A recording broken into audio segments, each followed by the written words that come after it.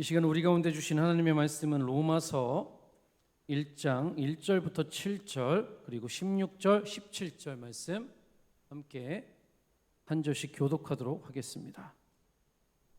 신약성서 제가 가지고 있는 성경으로는 239페이지에 있습니다. 신약성서 로마서 1장 1절부터 7절 그리고 16절, 17절 말씀입니다. 네, 교독하겠습니다. 예수 그리스도의 종 바울은 사도로 부르심을 받아 하나님의 복음을 위하여 택정함을 입었으니 이 복음은 하나님이 선지자들을 통하여 그의 아들에 관하여 성경에 미리 약속하신 것이라. 그의 아들에 관하여 말하면 육신으로는 다윗의 혈통에서 나셨고 성경의 영으로는 죽은 자들 가운데서 부활하사 능력으로 하나님의 아들로 선포되셨으니 곧 우리 주 예수 그리스도이시니라. 그로 말미암아 우리가 은혜와 사도의 직분을 받아 그의 이름을 위하여 모든 이방인 중에서 믿어 순종하게 하나니 너희도 그들 중에서 예수 그리스도의 것으로 부르심을 받은 자니라. 로마에서 하나님의 사랑하심을 받고 성도로 부르심을 받은 모든 자에게 하나님 우리 아버지와 주 예수 그리스도로부터 은혜와 평강이 있기를 원하노라.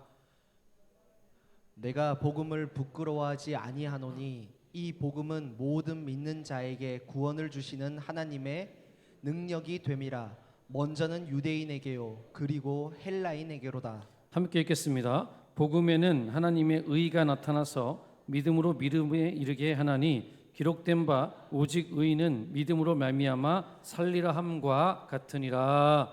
아멘. 할렐루야. 우리 옆 사람하고 인사하겠습니다. 보고 싶었습니다. 사랑하고 축복합니다.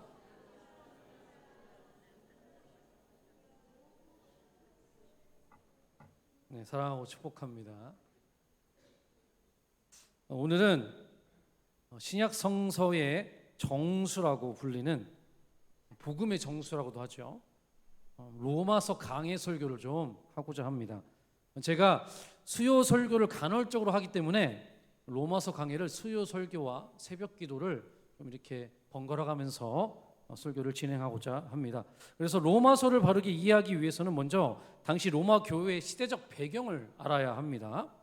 AD 49년 로마의 유대인 회당에서 예수가 메시아인가 아닌가를 두고 유대인들과 그리고 그리스도를 믿는 유대인들 사이에서 분열이 있었던 겁니다. 유대인들끼리 그리스도가 진짜다, 메시아다, 그게 말이 되냐? 무슨 예수라는 사람이 그리스도냐, 메시아냐? 그러니까 그들 안에서 소요가 있었던 것입니다. 그게 너무 격해지다 보니까 폭동까지 이어지게 된 것이죠. 이게 로마의 클라우디우스 황제가 보기에 어떻겠습니까? 아니, 유대인들이 자기들끼리 막 싸워요. 폭동까지 일으켜요.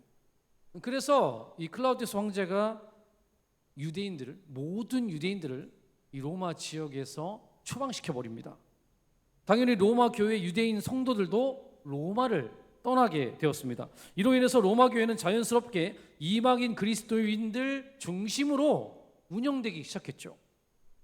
그러나 주후 54년 클라우디우스 황제가 사망한 후에 추방당했던 유대인들이 다시 돌아오게 됩니다. 로마로 복귀하게 된 거죠. 그러면 누구도 복귀하죠? 유대인 그리스도인들도 복귀하게 되면서 그들이 로마 교회로 다시 돌아오게 됩니다. 근데 이제 여기서부터 문제가 시작됩니다. 이미 교회의 주축이 된 이방인 성도들이 있죠. 이방인 성도들이 자기들이 교회의 주인 행세하는 꼴을 우리 유대인 그리스도인들이 볼 수가 없는 거죠. 그래서 유대인 성도와 이방인 성도 사이에 심각한 주도권 갈등과 신학적 마찰이 일어난 것입니다. 예를 들어서 유대인들은 이렇게 말하는 거죠. 야, 너희들은 율법도 모르고 할례도 받지 않았는데 무슨 신앙생활이야? 그게 신앙생활 제대로 하는 거 맞아? 이렇게 비판을 합니다. 그리고 반대로 이방인들은 그러면 어떻게 말했을까요? 이들은 바울에게 복음을 배웠잖아요. 그러니까 이렇게 말하는 거죠. 야, 니들은 복음을 제대로 이해하지도 못하면서 아직까지 율법주의로 사는 거야? 율법주의로 신앙생활을 해? 우리는 자유한데? 이런 식으로 영적 교만에 영적 우월감을 그들은 가지고 있었던 것입니다. 바울 사도는 이 갈등을 해소하고 교회를 다시 하나로 세우기 위해서 복음이 필요하겠다. 다른 것보다는 복음이 더 필요하겠다. 그렇게 생각을 했던 것이죠. 그래서 바울 사도는 이 갈등을 해소하기 위해서 글을 쓰기 시작합니다. 편지 형식으로 글을 쓰고 복음의 정수를 쫙 기록하는 거예요. 그 글이 바로 이 로마서라는 편지입니다. 바울은 이 복음이 모든 믿는 자에게 구원을 주시는 하나님의 능력이 되기 때문에 이를 통해서 교회의 공동체의 문제가 해결되고 하나 될 수 있을 것이라고 그는 보았던 것이죠. 이런 배경을 생각하시면서 함께 말씀을 좀 살펴보도록 하겠습니다. 제가 있는 곳이 지금 엄청 덥거든요. 왜 이렇게 더운지 모르겠어요. 저 이거 벗어도 될까요? 감사합니다.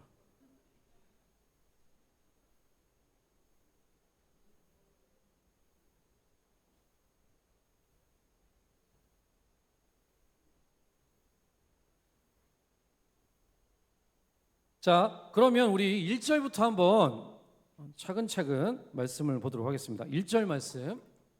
자, 시작. 예수 그리스도의 종 바울은 사도로 부르심을 받아 하나님의 복음을 위하여 택정함을 입었으니. 자, 바울은 편지를 시작하면서 자신을 두 가지 단어로 소개를 하고 있습니다. 첫 번째는 뭐였죠? 종이라고 자신을 표현하고 있어요. 종은 단순한 고용인이 아니라 주인의 소유가 된 노예를 뜻하는 그러한 단어입니다. 바울은 자신의 주인이 오직 예수님이라 라고 그렇게 고백을 하는 겁니다. 그리고 또 한 가지는 바로 사도, 헬라어로 아포스톨로스라는 단어입니다. 이게 무슨 뜻이냐면 특정한 임무를 위해서 보내심을 받은 자라는 그러한 뜻입니다. 사실 사도는 아무나 얻을 수 있는 그런 칭호가 아닙니다. 오늘날에도 신사도 운동을 벌이는 사람들이 있죠. 내가 섬기는 목사님이 사도야 이렇게 말하는데, 자, 여러분, 사도는요 역사적으로 세 가지의 조건이 충족이 돼야 사도란 직분을 받을 수 있어요. 그걸 제가 좀 정리를 해드리겠습니다. 첫 번째로 뭐냐면 예수님으로 그러니까 역사적으로 예수님과 동시대 사람이어야 된다. 이게 먼저 조건이 충족이 돼야 됩니다. 그래서 요즘 주장하시는 분들, 내가 사도다 하는 분들은 여기에 해당되지 않아요. 1번부터 탈락입니다. 그리고 두 번째는 부활하신 예수님과의 분명한 인격적 만남이 있었는가? 이게 있어야 되고요. 그리고 세 번째로는 예수님으로부터 직접 전도의 사명을 받아서 보내심을 받았는가? 이 세 가지가 충족이 돼야 우리가 성경에서 말하는 사도, 이 사람은 사도다. 사도 바울, 사도 요한, 사도 베드로, 이 사도의 칭호를 할 수가 있는 거예요. 그런데 오늘날 많은 분들이 이분이 사도야, 저분이 사도야 그러는데 사실 그거는 성경적이지가 않습니다. 자, 그렇다면 바울은 왜 성경에서 사도권을 그토록 많이 의심을 받았을까요? 일단 여러분 잘 아시는 것처럼 바울은 예수님의 12 제자가 아니었죠. 그죠? 그리고 과거에 교회를 앞장서서 핍박했던 이력도 있었고요. 그리고 무엇보다 부활하신 예수님을 다메섹 도상에서 환상 중에 만났다고 이 사람이 주장을 하는데, 그것이 객관적인 것이 아니라 너무나 주관적인 것이다. 그런 이유 때문에 전통 유대계 그리스도인들이 그의 사도권을 끊임없이 의심했던 것입니다. 그러나 바울은 자신의 권위가 사람이 아닌 부활하신 예수님으로부터, 그분의 부르심으로부터 온 것이다. 이렇게 선언하고 있다는 것이죠. 최근에 그 신사도 운동을 주장하는 분들 있잖아요. 그분들이 주장하는 게 뭐냐면 이런 겁니다. 성경 66권 외에 직통 계시가 아직도 진행되고 있다. 그래서 이 사도를 통해서 하나님이 직통적으로 계시하고 우리는 그걸 따라야 한다. 이런 식으로 자기가 사도고 내 말을 들어야 한다. 약간 이런 식으로 주장을 한다는 게 문제고요. 또한 이들은 이빨이 금리빨로 바뀐다거나 아니면 쓰러진다거나 그런 이적과 표적에 너무 집착을 많이 합니다. 그리고 우리가 세상을 지배해야 한다, 이런 오판을 합니다. 그래서 예를 들어 기독교인이 정치인이 돼서 그걸 다 뒤집어 엎어야 된다, 주장 이렇게 완전 지배해야 된다. 그런데 그것이 좀 문제가 됩니다.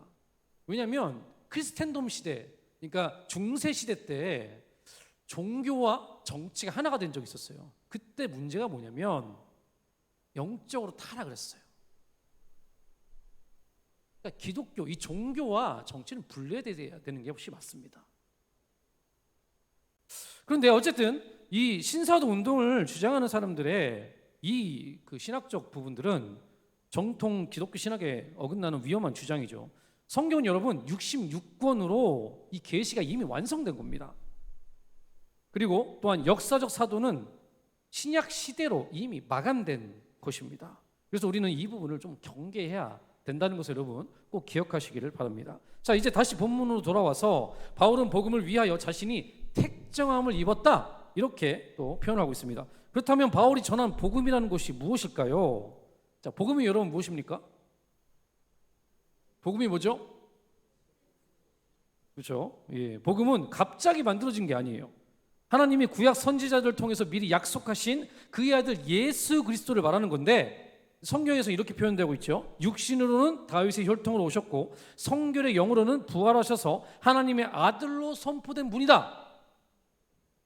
즉 복음의 핵심은 구약에서부터 예언되었고 신약에 와서 예수님이 성신하셔서 우리 가운데 함께 하셨고, 그 예수님이 공생에 사역하시고 죽으시고 부활하시고 다시 오시겠다고 말씀하신, 약속하신 이 모든 것을 바로 복음이라고 할 수 있습니다.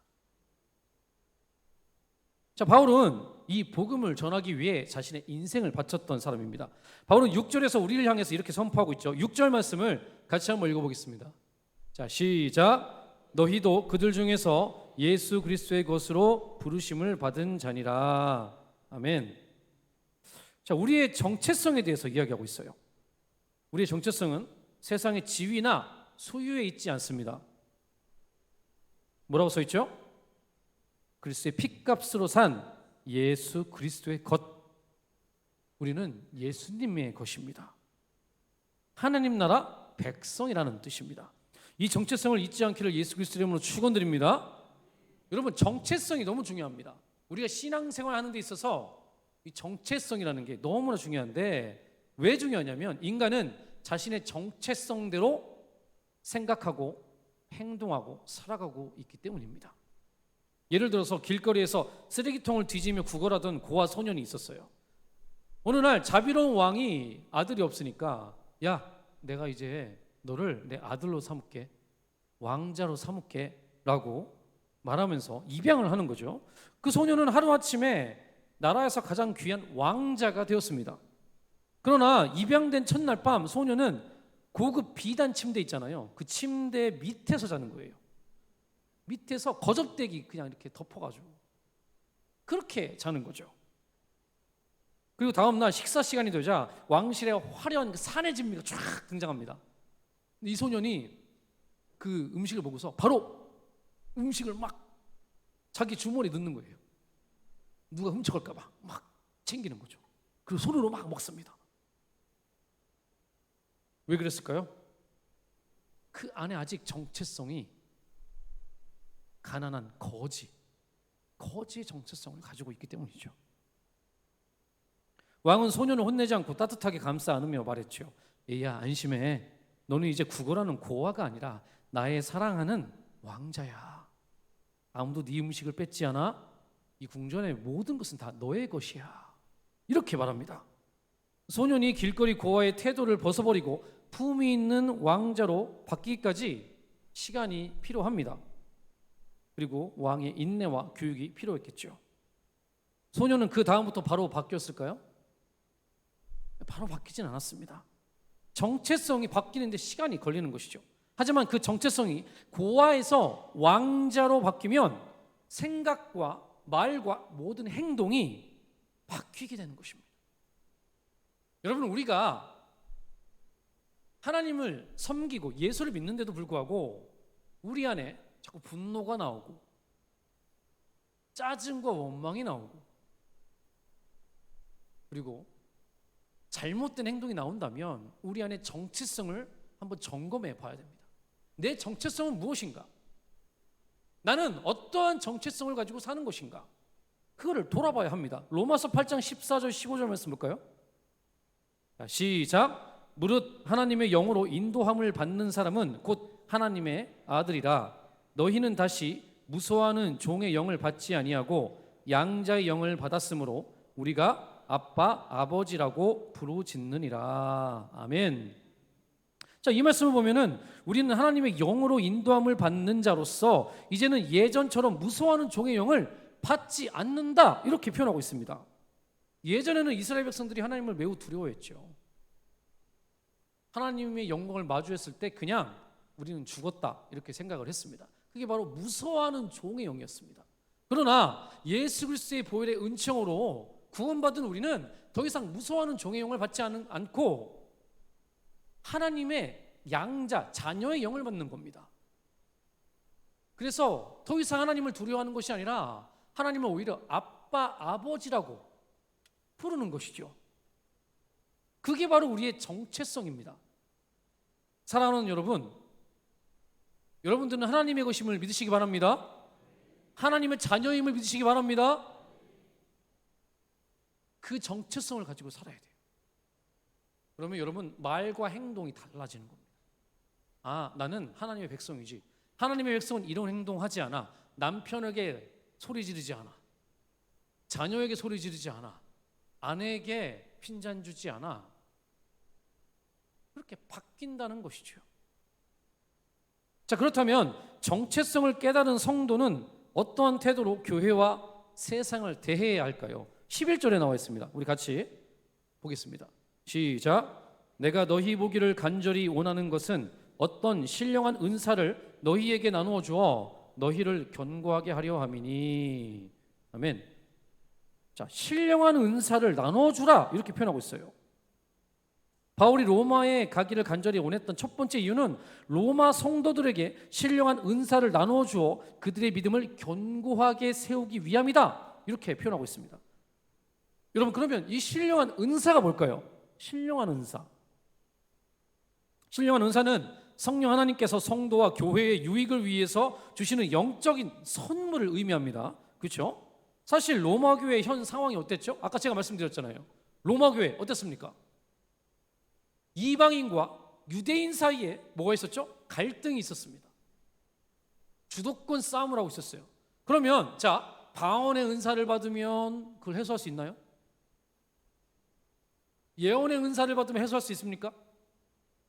여러분, 그런 은사가 필요한 게 아니었어요. 이 로마 교회에서는 다른 은사가 필요했습니다. 뭘까요? 바로 복음입니다. 이 복음이 필요했던 거예요. 이 복음의 은사. 복음에는 생명력이 있어서 모든 문제를 해결하고 모든 사람이 하나 될 수 있는 하나님의 능력이 있다는 것이죠.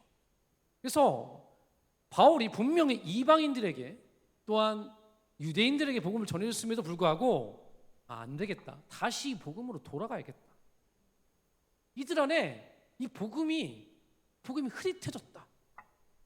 그래서 바울이 바로 이 신령한 은사 복음을 기록해서 편지로 보냈다는 것입니다. 사랑하는 성도 여러분, 복음이라는 신령한 은사를 나누시기를 예수 그리스도 이름으로 축원드립니다. 우리가 나눠야 될 은사는 바로 그거예요. 복음. 복음에는 생명이 있습니다. 자, 우리 12절 말씀을 볼까요? 시작. 이는 곧 내가 너희 가운데서 너희와 나의 믿음으로 말미암아 피차 안위함을 얻으려 함이라. 아멘. 자, 바울은 자신이 영적 스승으로서 일방적으로 지혜를 베푸는 것이 아니라 뭐라고 써 있죠? 피차 안위함을 얻으려 함이라. 이게 일방적 주입이 아니에요. 오히려 영적인 상호작용을 의미합니다. 그러니까 바울이 가진 복음의 은사를 나눌 때 로마 성도들이 그 말씀을 듣고 변화되고 견고해지는 것, 거기서 끝나는 것이 아니라 더불어서 바울 자신도 생명이 충만해진다는 뜻입니다. 여러분, 복음을 나눌 때 전하는 자신도 살아나는 거예요. 사실 저도 말씀을 준비하는 것이 너무나도 힘듭니다. 말씀 준비할 때마다 정말 고통스러워요. 너무 힘들어요. 왜냐하면 하나님의 그 복음, 진리라고 생각하기 때문에 대충 준비할 수가 없어서 정말 열심을 다해서 또 고민하고 그러면서 복음을 이렇게 말씀을 준비하거든요. 그러다가 전하면 그때 너무 행복한 거예요. 사실요, 저는 제가 이렇게 말씀을 전하잖아요. 그러면 가장 수지맞고 가장 행복한 사람은 저라고 생각합니다. 왜냐하면 저는 이 복음을, 이 말씀을 정확하게 제가 이해하고 제 안에 것으로 소화시켜야 전할 수 있다고 생각하거든요. 저는 이미 소화를 하면서 전했으니까 당연히 저의 것이 될 수 있고 제 안에 생명이 더 충만해지는 것, 이것이 너무나 당연한 이치이기 때문입니다. 그래서 여러분들에게도 권면드리고 싶어요. 자꾸 복음을 좀 전하시기 바랍니다. 복음을 전할 때 여러분들의 삶이 달라질 거예요. 여러분 안에 죽어 있었던 것들이 살아나고 하나님을 향한 뜨거운 열정과 사랑과 은혜가 충만하게 될 줄 믿습니다. 그래서 여러분, 복음을 자꾸 나눠야 되는 거예요. 우리가 그 잘 알고 있는 복음서에 보면은 오병이어의 기적이 나오죠. 그렇죠? 여러분, 그 오병이어의 기적도 마찬가지예요. 그 양식이잖아요. 근데 그 양식에 예수님이 축사를 하잖아요. 그러면 그 양식은 어떤 양식으로 바뀔까요? 생명의 양식으로 바뀌는 거예요. 여러분, 그게 바로 생명의 떡, 하나님 말씀입니다. 이 말씀을 예수님이 전해주고 또 제자들이 전해줄 때 어떻게 되었죠? 5,000명이 먹고 12광주리가 남았습니다. 여러분, 이게 바로 이 의미입니다. 생명의 말씀은 나누면 나눌수록, 전하면 전할수록 더 풍성해지는 거예요. 그래서 여러분, 꼭 복음을 나누시기를, 신령한 은사를 나누시기를 예수 그리스도의 이름으로 축원드립니다. 아멘. 자, 이제 마지막으로 바울은 로마서 전체 요절이자 핵심 주제를 선포합니다. 우리 16절 말씀을 먼저 한번 보겠습니다. 자, 이게 로마서 전체 핵심이 되는 말씀입니다. 시작. 내가 복음을 부끄러워하지 아니하노니 이 복음은 모든 믿는 자에게 구원을 주시는 하나님의 능력이 됨이라. 먼저는 유대인에게요 그리고 헬라인에게로다. 아멘. 자, 여기서 저는 조금 놀라운 표현이 좀 있었어요. 그게 뭐냐면 바울은 왜 굳이 복음을 부끄러워하지 않는다라고 선포했을까요? 이게 사실 어떻게 보면 우리는 당연한 거잖아요. 아니, 복음을 왜 부끄러워해? 부끄러울 이유가 있어? 없잖아요. 그런데 당시에 바울 입장에서는 이렇게 표현할 수밖에 없었던 것이죠. 그 이유가 뭘까요? 그 이유는 당시 로마는 화려한 문명, 화강암으로 세워진 건축물, 세계를 제패한 압도적 군사력과 철학의 중심지였습니다. 그렇죠? 근데 반면에 바울이 전하는 복음, 그 복음의 주인공 예수는 어떤 분이십니까? 세상 사람들이 봤을 때 십자가에서 처형당한 그냥 저 유대 변방의 시골 출신 청년이었습니다. 그 청년이 그것도 극악무도한 그 죄수들을 처형하는 십자가에 달려 죽었는데, 아니 그거를 전하는 게 그게 뭐 대수라고? 야, 오히려 십자가에 죽었으면 그건 부끄러운 거 아니야? 사람들은 다 그렇게 생각했다는 것이죠. 십자가에서 죽었으니까요. 너무나도 처참하게 죽임당했기 때문에 사람들은 이 복음을 전하는 것을 부끄러워할 수밖에 없었다는 겁니다. 그게 바로 세상의 트렌드였어요. 그런데 바울은 그 세상의 트렌드를 거슬러서 말하는 겁니다. 나는 복음을 부끄러워하지 않습니다. 이 복음은 모든 믿는 자에게 구원을 주시는 하나님의 능력입니다. 이렇게 고백하는 겁니다. 여러분, 이게 그냥 고백하는 게 아니에요. 자신의 목숨을 걸고 전심으로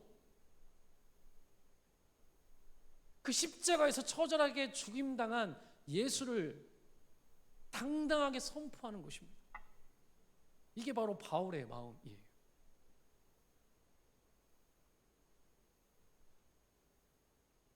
여기서 능력으로 번역된 헬라어, 제가 지난번에도 한번 말씀드렸죠. 두나미스라는 단어, 이게 바로 다이너마이트의 원어죠.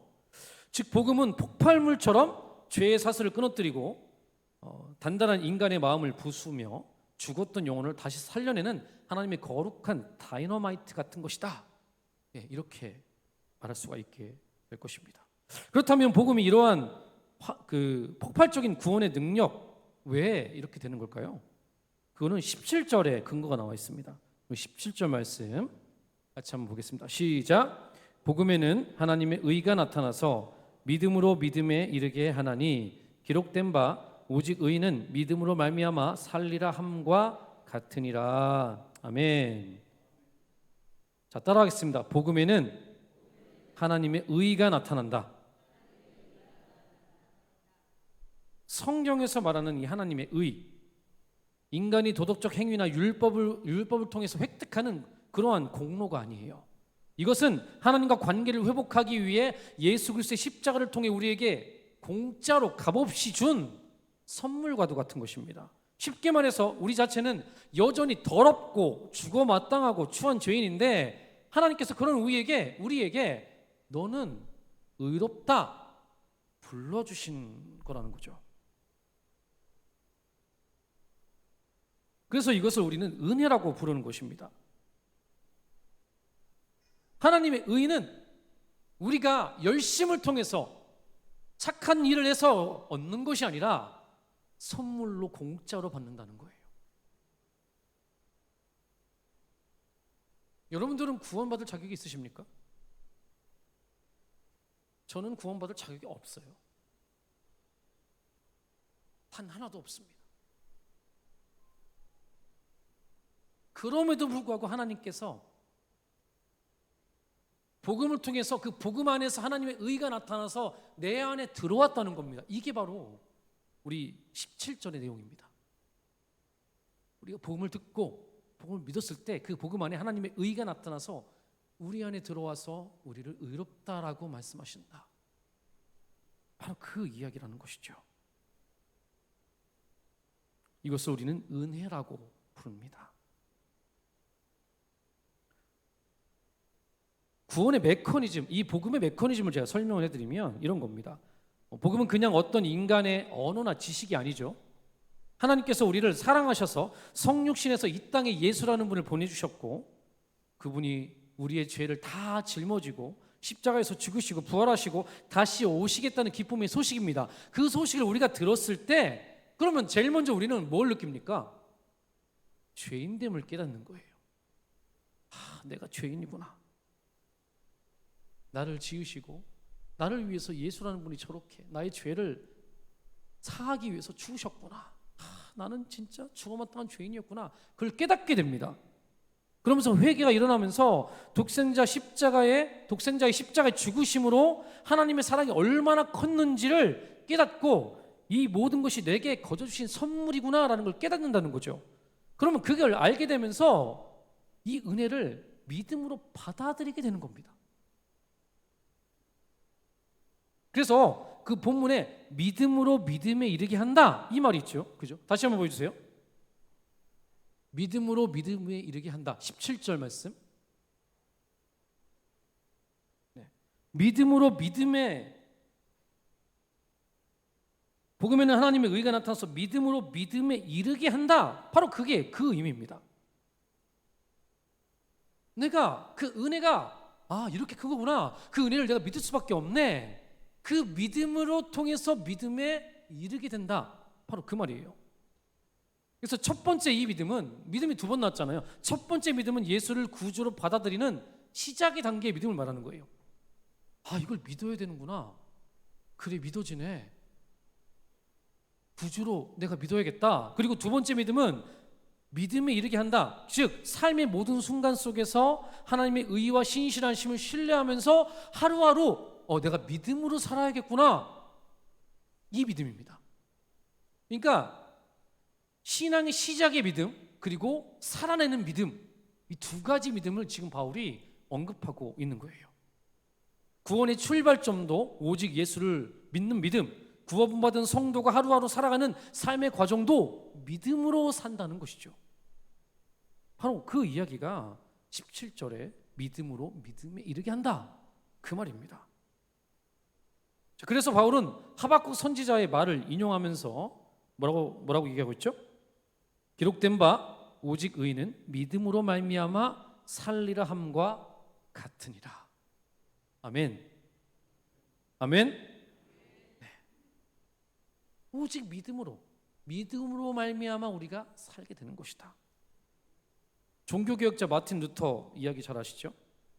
이 사람은 구원받기 위해서 스스로를 채찍질을 했습니다. 그리고 구원관의 계단을 무릎으로 피가 나도록 무릎으로 올라갔습니다. 그러나 하면 할수록 하나님의 공의 앞에서 자신이 더 무서운 죄인이라는 절망 앞에 좌절하고 맙니다. 그는 나는 하나님을 사랑하기는커녕 두려워하고 분노했다, 이렇게 고백을 할 정도였으니까요. 그러던 중에 비텐베르크 수도원 탑방에서 바로 오늘 우리가 읽은 로마서 1장 17절을 묵상하다가 눈이 확 열리는 거예요. 그러면서 그가 이렇게 고백을 합니다. 하나님의 의는 죄인을 벌하시는 의가 아니라 예수 그리스도를 통해 우리에게 거저 주시는 은혜의 선물이구나. 오직 의는 내 행위가 아니라 하나님을 신뢰하는 믿음으로 살아가는 것이구나. 그 하나님의 의가 깨달아지는 순간 루터는 이렇게 고백했다고 합니다. 마치 천국의 문이 열리고 내가 하나님의 낙원으로 들어가는 것 같았습니다. 이 복음의 깨달음이 루터를 당시 절대 권력자인 교황과 황제 앞에서도 굴복하지 않고 담대히 종교개혁을 일으킬 수 있었던 그런 원동력이 되었던 것이죠. 사랑하는 성도 여러분, 오늘 우리는 로마서의 문을 열면서 바울이 왜 그토록 강렬하게 복음을 선포했는지를 살펴보았습니다. 오늘 말씀을 통해서 주님은 우리에게 세 가지를 말씀해 주시는 거예요. 제가 오늘 말씀을 정리해 드릴게요. 첫 번째 뭐였냐면요, 정체성이었습니다. 따라하겠습니다. 정체성. 너는 누구냐? 예. 우리는 누구죠? 아까 제가 뭐라고 했어요? 누구죠? 그렇죠. 우리는 하나님의 백성, 그리스도의 것입니다. 예수님의 핏값으로 사신 하나님의 자녀라는 것이죠. 왕자가 된 고아 소년처럼 이제는 영적인 무기력함과 종의 영을 벗어던지고 담대하게 하나님을 아빠, 아버지 라고 부르짖는 저와 여러분 되시기를 예수 그리스도로 축원드립니다. 여러분, 그때 우리의 생각과 말과 행동이 다 바뀌는 겁니다. 자꾸 여러분 내 정체성을 점검해 봐야 돼요. 자, 두 번째 뭐였냐면요, 따라하겠습니다. 상호작용. 예, 복음은 나눌 때 피차 살아나는 겁니다. 제가 아까 말씀드렸죠? 나눠야 된다고요. 여러분, 복음을 자꾸 나누고 계십니까? 하나님의 은혜를 자꾸 나누세요. 나눌 때 오병이의 기적이 여러분 가운데 일어날 줄 믿습니다. 예. 자, 그다음에 세 번째 따라하겠습니다. 능력. 복음의 능력을 의지하라. 예. 루터가 삶의 바닥에서부터 뒤흔들어 세상을 바꾸었던 것처럼 그의 능력이 무엇이었습니까, 여러분? 복음이었습니다. 하나님의 복음. 어떤 우리 행위가 아닌, 우리의 능력이 아닌, 하나님께서 죄인된 우리를 불러주시면서 복음을 통해서 그 복음에서 나오는 하나님의 의로 우리를 구원케 하시는 그 하나님의 능력을 의지하시기를 예수 그리스도의 이름으로 축원드립니다. 그럼 이 세 가지를 기억하시면서 한 주를 사셨으면 좋겠습니다. 정체성, 상호작용, 그리고 복음의 능력입니다. 우리가 이것들을 가지고 살 때 우리의 삶 가운데서 복음이 흘러가 죽어가는 영혼들을 살리고, 우리 또한 그 복음을 전하면서 생명력이 넘치고 삶이 될 줄 믿습니다. 기도하시겠습니다. 사랑하는 주님, 감사드립니다. 오늘 우리 가운데 주신 말씀을 우리가 잘 기억하며 한 주를 살 수 있도록 인도하여 주시옵소서. 하나님, 오늘 로마서 말씀을 함께 살펴보았습니다. 우리의 정체성이 하나님의 백성이었고, 또한 이 복음은 나눌 때 피차 살아나는 것이었습니다. 그리고 우리가 복음의 능력을 의지할 때 더 이상 정죄를 받지 않고 승리의 삶을 살게 될 줄 믿습니다. 우리 모두가 그런 삶을 살 수 있도록 인도하여 주시옵소서. 감사드리며 예수님의 이름으로 기도합니다. 아멘.